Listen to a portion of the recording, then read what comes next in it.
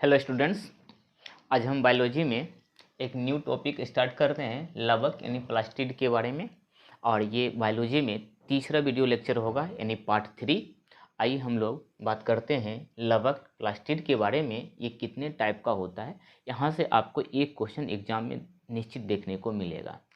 अब देखिए, सभी पादप जो होता है, पादप यानी पेड़ पौधा का बात कर रहा हूँ, जो भी पेड़ पौधा, चाहे छोटा पेड़ पौधा हो या फिर बड़ा पेड़ पौधा हो, ये सभी पादप में सभी पादप में लवक पाया जाता है। क्या पाया जाता है? लवक पाया जाता है। सभी पेड़ पौधा में जितने भी पादप है, पादप जगत के पेड़ पौधे, सभी में लवक पाया जाता है।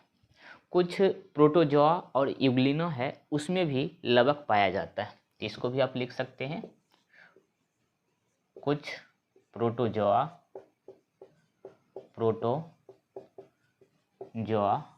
और यूग्लिना, इसमें भी लवक पाया जाता है।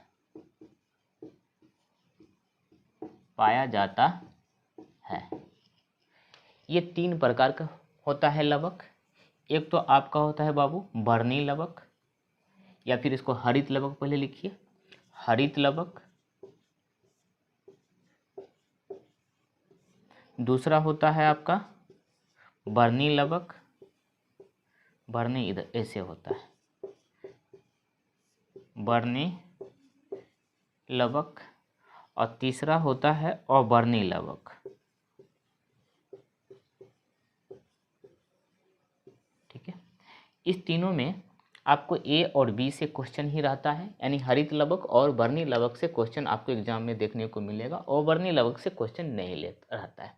तो लवक किस में पाया जाता है? प्लास्टिड। सभी पादप, जितना भी पेड़ पौधा है, चाहे छोटा पेड़ पौधा हो या बड़ा पेड़ पौधा हो, उसमें लवक पाया जाता है। कुछ प्रोटोजोआ और यूग्लिना में भी लवक पाया जाता है। लवक जो है 3 प्रकार का होता है, हरित लवक, बर्नी लवक और अबर्नी लवक। ठीक है, अब एक एक करके इसके बारे में समझते हैं, और इससे कौन सा क्वेश्चन आपको एग्जाम में देखने को मिलेगा, उसी पॉइंट पर हम विचार करेंगे। इसको नोट कर लीजिए।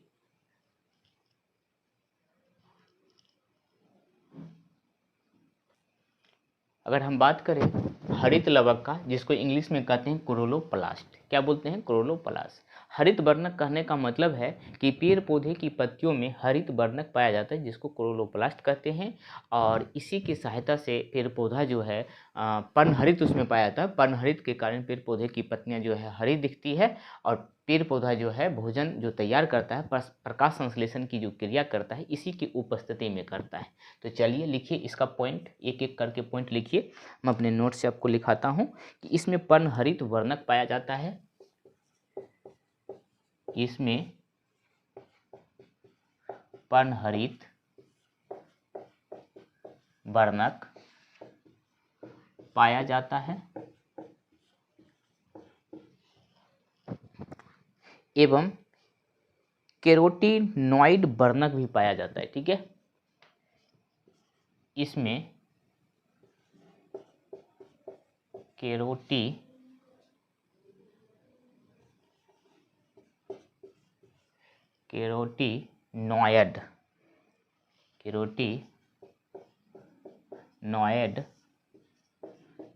वर्णक भी पाया जाता है। एग्जाम में पूछा गया क्वेश्चन है कि हरित लवक में पर्णहरित तो सब जानते हो, ये भी पाया जाता है, और कैरोटीनॉइड वर्णक भी ये हरित लवक जो क्लोरोप्लास्ट है उसमें पाया जाता है। तीसरा पॉइंट आप लिखिएगा बाबू कि इसमें पर्णहरित अर्थात क्लोरोफिल पाया जाता है, जिसके कारण इसमें प्रकाश संश्लेषण की क्रिया संपन्न होती है। इसमें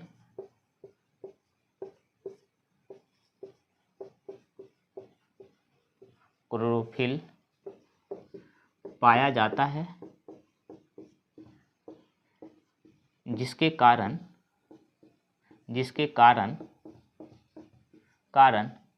इसमें प्रकाश संश्लेषण की क्रिया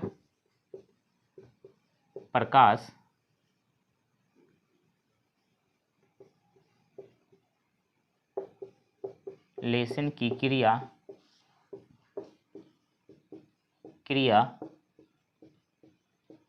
संपन्न होती है ना। तो इसमें क्या पाया जाता है, पर्णहरित पाया जाता है और इसमें क्लोरोफिल भी पाया जाता है, जिसके कारण इसमें प्रकाश संश्लेषण की क्रिया संपन्न हो पाती है। अगला देखिए, ये सब एग्जाम में पूछा गया पॉइंट है, ठीक है। इसमें दोहरी झिल्ली पाया जाता है, इसमें दोहरी झिल्ली भी पाया जाता है, इसमें दोहरी झिल्ली भी पाया जाता है। किसमें दोहरी झिल्ली पाया जाता है, हरित लवक यानी क्लोरोप्लास्ट में। क्लोरोप्लास्ट में क्या क्या पाया जाता है, पर्णहरित, क्लोरोफिल, केराटिनॉइड वर्णक, और इसमें दोहरी झिल्ली भी पाया जाता है। अगला पॉइंट लिखिएगा इसमें कि क्लोरोफिल के केंद्रक में एक धातु पाया जाता है, जिसको क्या कहते हैं, मैग्नीशियम। बहुत इंपॉर्टेंट ये वाला पॉइंट है। क्लोरोफिल के केंद्रक में मैग्नीशियम धातु पाया जाता है। अब एग्जाम में पूछने का इसका तरीका अलग अलग होगा, लेकिन याद रखिएगा जिस धातु की बात करेगा वो मैग्नीशियम होगा। तो मैग्नीशियम किस में पाया जाता है, हरित लवक यानी क्लोरोप्लास्ट में। इसको नोट कर लीजिए। यानी हरित लवक में आपको इतना कुछ याद रखना है जो एग्जाम के दृष्टिकोण से बहुत ही इंपॉर्टेंट है, ठीक है, नोट कर लीजिए इसको।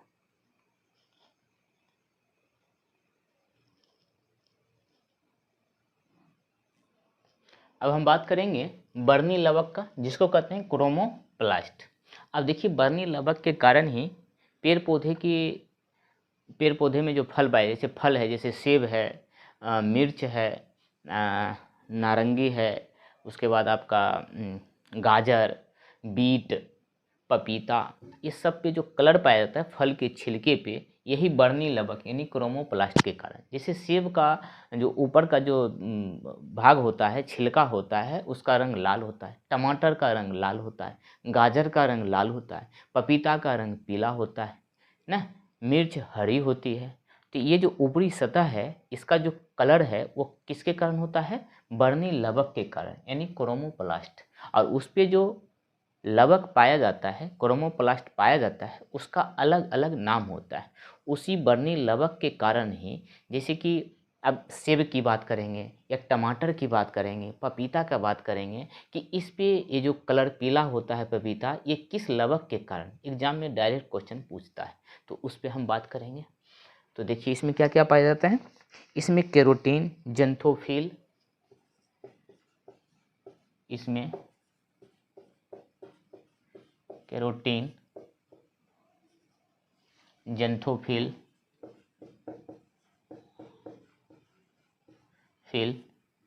एवं अन्य बर्नी लवक पाया जाता है।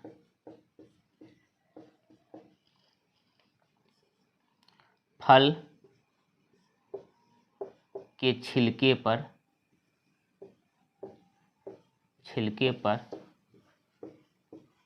बर्नी लवक पाया जाता है,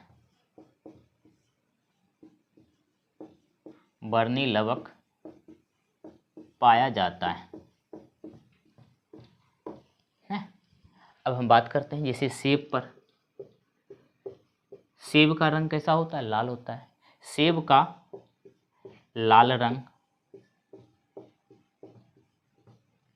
उसके बाद गाजर का, अब देखो गाजर कोई पीला भी होता है, लाल भी होता है। गाजर का रंग, गाजर का लाल रंग। पपीता का पीला रंग ना। मिर्च जो है, मिर्च का हरा रंग। और भी है कुछ, टमाटर का लिखिए, टमाटर का लाल रंग। ये सब किसके कारण होता है बताइए आप लोग। गाजर हो गया, चुकंदर का लिखिए, चुकंदर का लाल रंग, और भी कुछ है, हल्दी का ना पीला रंग। ये सब किसके कारण होता है? ये सब एग्जाम में एकदम डायरेक्ट क्वेश्चन पूछा जाता है। तो आप लोग बताइए, आप लोग बताइए कमेंट में, ये सब किस रंग के किसके कारण होता है? लिखो बाबू। जैसे सेब में लाल रंग पाए, सेब का जो छिलका होता है लाल होता है। अब कहोगे कि कुछ सेब का हरा भी होता है ना, वो कच्चा सेब है।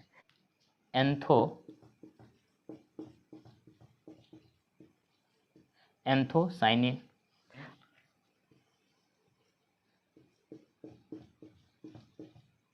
ना। पपीता का लिखिएगा जेंथिन,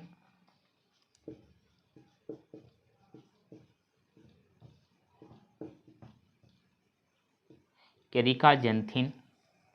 आगे लिखिएगा, हर्षिकार भी आप लिख सकते हैं इधर से। उसके बाद है मिर्च का है कैप्सेथिन,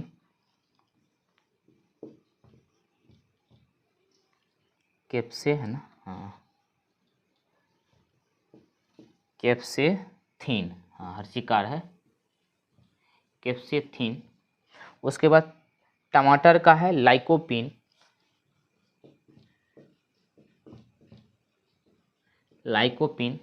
और चुकंदर का होगा विटामिन। यहाँ पे नहीं है, ऐसे हम लिखे हैं, विटामिन हो जाएगा,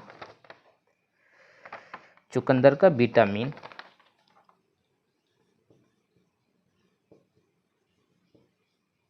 एक लिखिएगा हल्दी का पीला रंग,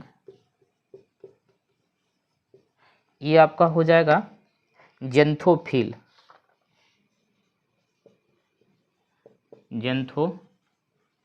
अब देखिए हम अपना नोट में इसको लिख लेते हैं, ठीक है। नोट में एक एक, क्योंकि हो सकता है पढ़ाने के दरमियान गलती लिखा दूं, इसीलिए नोट हम तैयार कर लेते हैं ताकि आपको एक भी वर्ड कहीं गलत नहीं पड़ा है, ठीक है। हो सकता है याद किए भूल गए। अब ये यहाँ से ये जो हम लिखाया हूँ, यहाँ से आपको क्वेश्चन एग्जाम में ज़रूर देखने को मिलेगा। अगर आप कम्पिटिटिव एग्जाम में बैठे होंगे तो आप क्वेश्चन ऐसा ज़रूर देखे होंगे कि सेब का जो छिलका होता है, ऊपरी भाग होता है, वो लाल रंग का होता है। किस लवक के कारण, किसके कारण? तो एंथोसाइनिन के कारण। देखिए कितना साइन करता है, चमकता है लाल लाल। और लाल लाल सेब खरीदते हैं हम लोग ना, सेब को बढ़िया से देखते हैं, जो अधिक लाल दिखता है हम उस सेब को अच्छा मानते हैं और उसको खरीदते भी है। लेकिन ध्यान रखिएगा, मार्केट में फल पे जो है उसका बहुत शाइनिंग करे, बहुत सारे केमिकल का भी यूज किया जाता है, हम लोग को पता नहीं चल पाता है। लेकिन जो सेब बहुत लाल होता है हम लोग उसको ज़्यादा खरीदने का प्रयास करते हैं, तो वो बहुत जो लाल दिख रहा है ना, वो शाइनिंग कर रहा है, वो एंथोसाइनिन।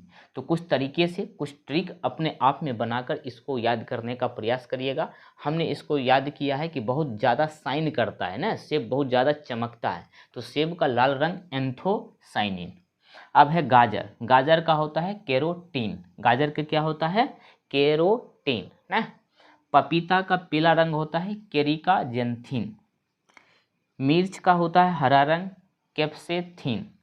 टमाटर बहुत ज़्यादा पूछा जाता है, टमाटर, सेब, गाजर ये ज़्यादा एग्जाम में पूछता है। चुकंदर का भी पूछता है, इसमें सेब का पूछेगा एंथोसाइनिन, गाजर का होगा कैरोटीन, उसके बाद टमाटर का हो जाएगा लाइकोपिन, चुकंदर का होगा विटामिन। चुकंदर का इंग्लिश में बीट भी बोलते हैं, तो यहाँ से याद कर सकते हैं, चुकंदर का विटामिन। और हल्दी का जो पीला रंग होता है वो जेंथोफिल के कारण। किसके कारण? जेंथोफिल, यानी बर्नी लवक से आपको इसको याद करना है। ये क्वेश्चन एग्जाम में बहुत ज़्यादा पूछा जाता है, ठीक है। तो सेब का क्या हो जाएगा? एंथोसाइनिन। टमाटर के क्या हो जाएगा? लाइकोपिन। गाजर के क्या हो जाएगा? कैरोटीन। उसके बाद चुकंदर का क्या हो जाएगा? विटामिन। हल्दी का क्या हो जाएगा? जेंथोफिल। एक है पपीता का पीला रंग केरिका जेंथिन ना। इस प्रकार से आप इसको 3-4 बार पढ़ के आप जहाँ बैठते हो पढ़ने के लिए, वहाँ पे कुछ ऐसा नोट, जो कि ये सब चीज़ है हमेशा देखने वाला चीज़, इसको हमेशा आप देखते रहोगे तभी याद रहेगा, नहीं तो फिर इसको 8-10 दिन छोड़ दो तो फिर ये चीज़ आप भूल जाओगे। इसलिए यहाँ ऐसे जगह इसको चिपका के रखो इस प्रकार के क्वेश्चन को कि बार बार इस पे नज़र जाए और आप इसको याद करते रहोगे, क्योंकि एग्जाम की दृष्टि से बहुत ही इंपॉर्टेंट है। नोट कर लीजिए।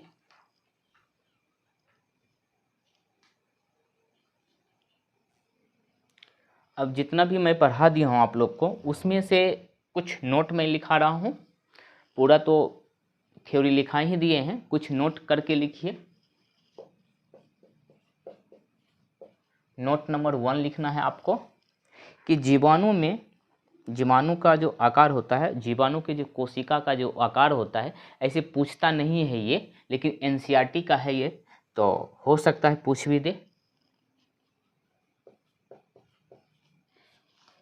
जीवाणु का जो कोशिका होता है, जीवाणु का जो आकार होता है, ये भी लिख सकते हैं। इसका जो साइज होता है वो होता है 3 से 5 माइक्रोमीटर का। कितना होता है? 3 से 5 माइक्रोमीटर का। दूसरा नोट लिखिएगा आप, मनुष्य के आरबीसी कोशिका का व्यास जो है 7 माइक्रोमीटर होता है। मनुष्य के आरबीसी का जो साइज होता है, आकार होता है, व्यास जो होता है वो कितना होता है? 7 माइक्रोमीटर का। 3 नंबर लिखिएगा, जीवाणु की कोशिकाओं में 3 स्तरीय संरचना होती है। जीवाणु जो है, जीवाणु के कोशिकाओं में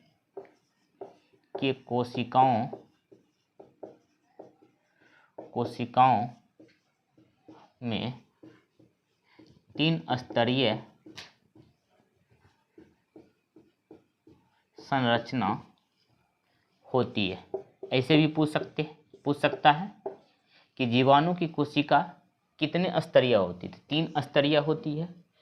अगर ये जीवाणु है, मान लेते हैं ये जीवाणु है, जीवाणु में एक पूंछ बड़ा सा होता है, इस पे रोम होता है, ऐसा ऐसा छोटा छोटा बाहर में देखिएगा ना, इस तरह से इसको बनाया जाता है। तो इस तरह से हम आपको बताए होंगे, ये रोम है, इसमें कोशिका द्रव, कोशिका झिल्ली सब पाया जाता है। तो हम इसको थोड़ा गोल करके बताते हैं ताकि समझ में आएगा बढ़िया से। 3 स्तरीय संरचना होती है। पहला जो है, ये सबसे बाहरी जो भाग होता है जीवाणु का, सबसे बाहरी परत जो होता है 3 स्तरीय, जैसे कि जीवाणु जंतु कोशिका की जो संरचना होती है वो 2, जैसे कि सबसे बाहरी परत होता है कोशिका झिल्ली, और कोशिका झिल्ली के अंदर होता है कोशिका द्रव, और जो केंद्र में होता है उसको कहते हैं केंद्रक द्रव। और केंद्रक द्रव और कोशिका द्रव दोनों को मिलाते हैं तो जीव द्रव बनता था। उसी प्रकार से जीवाणु की जो संरचना होती है, हाँ, पादप कोशिका में 2 होता है, सबसे बाहरी परत होता है कोशिका भित्ति, और कोशिका भित्ति के अंदर होता है कोशिका झिल्ली। और यहाँ हम बात करेंगे जीवाणु का, तो जीवाणु में 3 स्तरीय संरचना होती है। सबसे बाहरी भाग होता है ना, उसको कहते हैं ग्लाइकोकेलिक्स।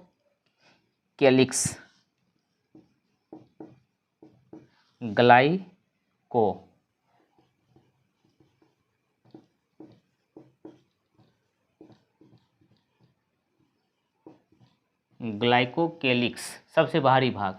उसके अंदर जो होता है ये होता है कोशिका भित्ति। कोशिका भित्ति मतलब सेल वॉल, और उसके जो अंदर वाला भाग होता है ये वाला परत ना, ये तो केंद्रक है, ये वाला भाग होता है, इसको कहते हैं कोशिका झिल्ली यानी सेल मेम्ब्रेन। कोशिका झिल्ली। तो आपको एग्जाम में पूछ सकता है कि जीवाणु की कोशिका का सबसे बाहरी भाग जो होता है, बाहला सतह जो होता है, ऊपरी भाग, उसको कहते हैं ग्लाइकोकेलिक्स। क्या कहते हैं? ग्लाइकोकेलिक्स। और उसके अंदर क्या होता है? कोशिका भित्ति, फिर कोशिका झिल्ली। 4 नंबर में लिखिएगा आप, नोट नंबर 4 में लिखिएगा, यूकेरियोटिक कोशिका में एक विशेष आकार के कोशिका झिल्ली पाया जाता है जिसे मीसोजोम कहते हैं। यह फैलाव पुट्टिका, नलिका एवं पट्टिका के रूप में पाया जाता है। लिखिएगा, यूकेरियोटिक कोशिका में एक विशेष प्रकार का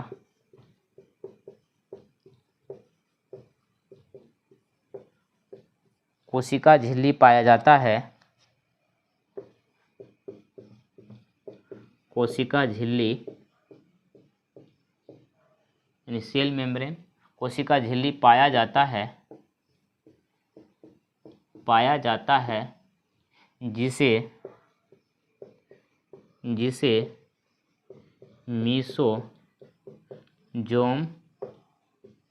कहते हैं। अब देखिए, ये अगर कोशिका है, ठीक है, अब कोशिका झिल्ली के अंदर कुछ गोल करके इस तरह से ऐसा रहता है, इसी को कहते हैं मीसोजोम, ठीक है, MJ मीसोजोम कहते हैं। ये कोशिका है, कोशिका झिल्ली है। कोशिका झिल्ली के अंदर वाला जो भाग होता है ना, कोशिका झिल्ली सेल मेम्ब्रेन का अंदर वाला जो भाग होता है, उसमें गोल करके चिपका हुआ थैली की तरह कुछ इस तरह से कोशिका झिल्ली बन जाता है। इसकी संरचना उसको कहते हैं मीसोजोम। उसको क्या कहते हैं? मीसोजोम कहते हैं। ये बाहर वाला भाग है, इसको कहते हैं कोशिका झिल्ली।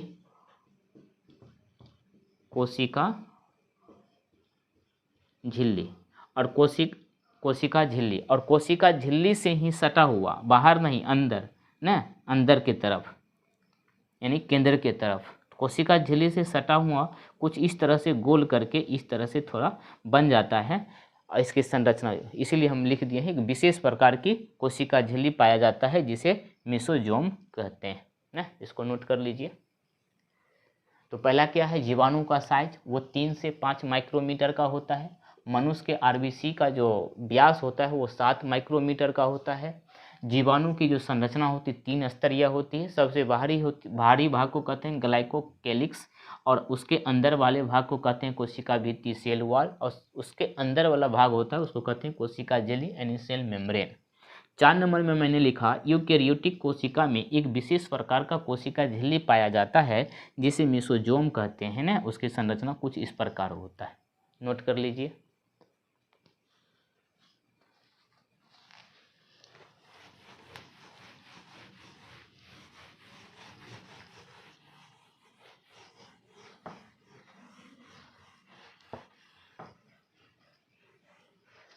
फाइव नंबर में लिखिएगा बाबू। अब मीसोजोम का जो मैंने ये भी मीसोजोम लिखाया है, कहता कि यह मीसोजोम कोशिका भित्ति डीएनए की प्रकृति, शोषण स्रावी प्रक्रिया, जीव द्रव्य की पृष्ठ क्षेत्र और एंजाइम की मात्रा को बढ़ाने में भी सहायता करता है। मीसोजोम क्या है? एक विशेष प्रकार की संरचना की कोशिका झिल्ली है जो कोशिका झिल्ली से ही चिपका रहता है, उसी का एक भाग होता है। तो इसका काम क्या होता है? यह मीसोजोम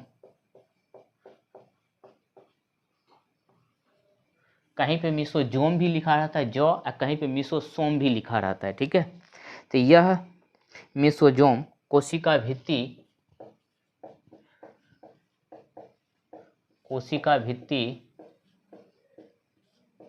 कोशिका झिल्ली डीएनए है, कोशिका झिल्ली से ही तो रहता है। डीएनए की प्रकृति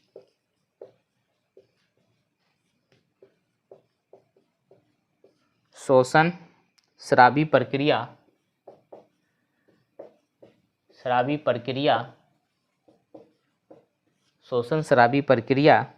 जीव द्रव्य की पृष्ठ क्षेत्र,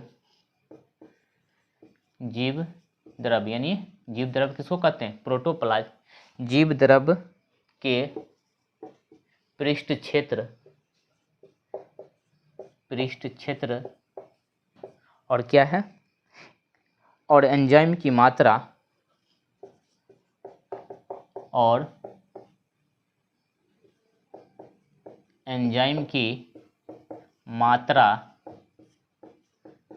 बढ़ाने में मदद करता है। अब देखिए मीसोजोम का काम क्या है? सबसे पहला काम है कि सेल वॉल, फिर डीएनए की प्रकृति, फिर शोषण स्रावी प्रक्रिया, जीव द्रव का जो क्षेत्र होता है, प्रोटोप्लाज्म का जो क्षेत्र होता है, और एंजाइम की मात्रा, ये सब को बढ़ाने का काम करता है, इसको एक्टिव करने का काम करता है कौन? मेसोजोम। वो कहाँ होता है? कोशिका झिल्ली के अंदर वाले भाग पे एक विशेष आकृति, उसका आकार साइज बन जाता है। 7 नंबर लिखिए, काम याद रखोगे, पूछ देगा एग्जाम में। अगला है कि जीवाणु की सतह पे रोम और झालर। देखिए ये जीवाणु है ना, इस तरह से बना रहता है ना, तो यही रोम और इसी को झालर कहते हैं। कुछ एक बड़ा होता है, दूसरा छोटा भी होता है। कहता है जीवाणु की सतह पे रोम और झालर पाया जाता है। जीवाणु के सतह पर रोम और झालर पाया जाता है। रोम और झालर पाया जाता है। पाया तो जाता है, काम किया है। रोम लंबी नलिका आकार की होती है जो प्रोटीन की बनी होती है। तो रोम किसका बना होता है बाबू? रोम जो है प्रोटीन का बना होता है, प्रोटीन का बना होता है ना। और ये कैसा होता है? लंबी नलिका आकार का होता है, लंबी नलिका आकार, लंबी होता है, नलिका का होता है ना। बस ध्यान रखना है कि रोम किसका बना होता है? प्रोटीन का बना होता है। आगे है झालर। कहता है झालर छोटा तंतुनुमा आकार का होता है जो कोशिका के बाहर व्यवस्थित होता है। ठीक है, ये कोशिका के बाहर व्यवस्थित होता है।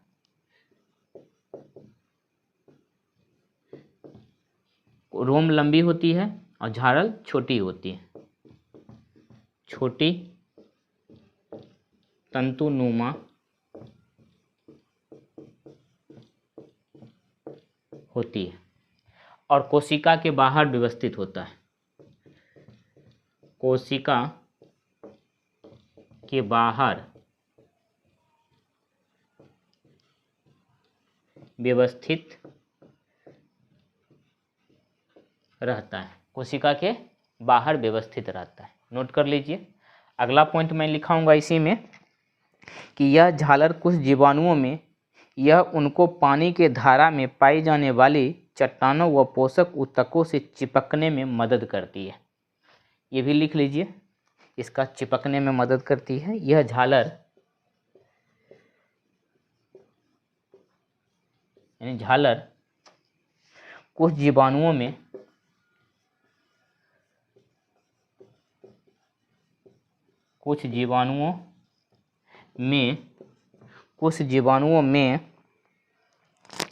यह उनको पानी की धारा में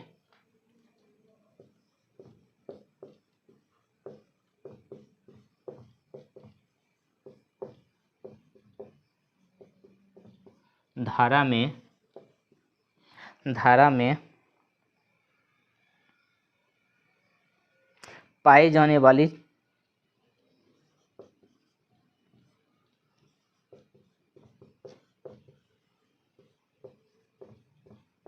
चट्टानों एवं पोषक ऊतकों से एवं पोषक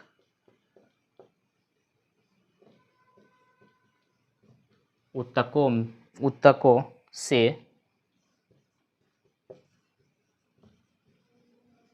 चिपकने में मदद करता है ना। नोट कर लीजिए। अब देखिए ये सब पारा मेडिकल के एग्ज़ाम में या बीएससी नर्सिंग में डायरेक्ट एग्ज़ाम में क्वेश्चन ये पूछ देता है। ठीक है, इसलिए याद रहना चाहिए। क्या क्या इसमें मैंने लिखाया? मेसोजोम के बारे में लिखाया कि ये कोशिका भित्ति डीएनए की प्रकृति, शोषण स्रावी प्रक्रिया, जीव द्रव्य के पृष्ठ क्षेत्र और एंजाइम की मात्रा बढ़ाने में मदद करता है। कौन? मेसोजोम। अगला मैंने 7वां नंबर में लिखा है जीवाणु के बारे में कि जीवाणु के सतह पे रोम और झालर पाया जाता है। क्या पाया जाता है? रोम और झालर। इसका काम क्या है? सबसे पहले देखिए, रोम जो प्रोटीन का बना होता है, ये लंबी नलिकाकार का होता है। झालर की बात करूँ तो ये छोटी तंतुनुमा होती है और कोशिका के बाहरी सतह पे पाया जाता है। कौन? झालर। तो कोशिका जीवाणु की सतह पे रोम और झालर होता है। झालर जो है कोशिका के बाहरी सतह पे होता है ना। अगला है कि यह झालर, कौन सा झालर? जो कोशिका के बाहरी सतह पे है। किस कोशिका? जीवाणु कोशिका के। तो यह झालर कुछ जीवाणुओं में यह उनको पानी की धारा में पाई जाने वाली चट्टानों एवं पोषक ऊतकों में चिपकने में मदद करता है। इतना बात लिख देगा और कहेगा कौन सा है? तो झालर होगा। कौन मदद करता है? तो ये काम झालर करता है। पैरामेडिकल के क्वेश्चन में पूछा गया है, बीएससी नर्सिंग के क्वेश्चन में ये पूछा गया है। हाँ, ये कम्पिटिटिव एसएससी एग्जाम हो या फिर बीपीएससी का एग्जाम हो तो इतना ये चीज़ नहीं पूछ सकता है, इतना हार्ड। हाँ, ये चीज़ पूछ सकता है मेसोजोम का काम है या फिर जीवाणु की सतह पे क्या पाया जाता है? तो रोम और झालर पाया जाता है। झालर कहाँ पाया जाता है? तो कोशिका के बाहरी सतह पे पाया जाता है। इसको नोट कर लीजिए। कुछ और पॉइंट मैं लिखाने वाला हूँ, 1-2 पॉइंट और लिखा देते हैं।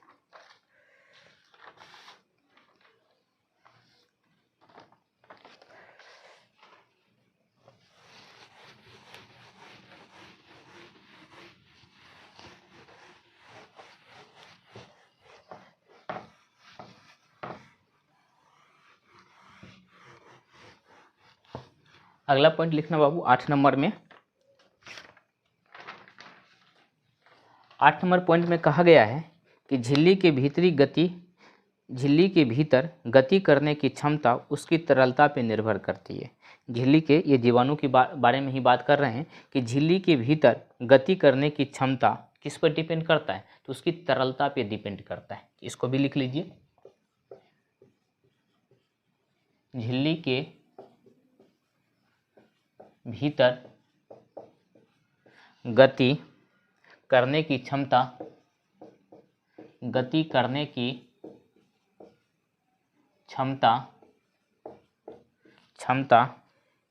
उसकी क्षमता इस तरह से होता है, लिख लीजिए, मेरा दोनों एक की तरफ। क्षमता उसकी तरलता पे निर्भर करता है।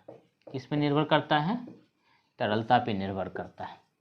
9 नंबर लिखिएगा पॉइंट, लास्ट है नोट का ये, कि कोशिका झिल्ली का उन्नत नमूना सिंगर व निकोल्सन द्वारा प्रतिपादित किया गया था। ये देख लीजिए एकदम, ये पैरामेडिकल में ये क्वेश्चन पूछा गया था, वहीं से मैंने इसको उठाया है।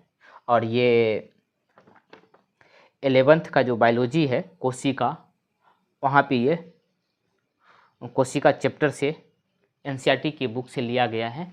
और दोनों जगह क्वेश्चन बैंक में भी, पैरामेडिकल के क्वेश्चन बैंक में भी था, और ये 11th का जो एनसीईआरटी बुक है कोशिका चैप्टर, वहाँ भी ये साफ लिखा हुआ था उसी तरह से। मतलब कि बीच से क्वेश्चन उठाया गया है, तो इसीलिए आपको एक एक पॉइंट पढ़ना पड़ेगा और उसी ढंग से हम आपको लिखा भी रहे हैं।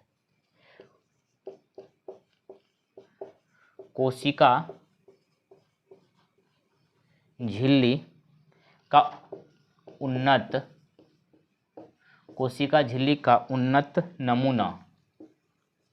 उन्नत नमूना किसने प्रतिपादित किया? तो सिंगर और निकोल्सन। सिंगर व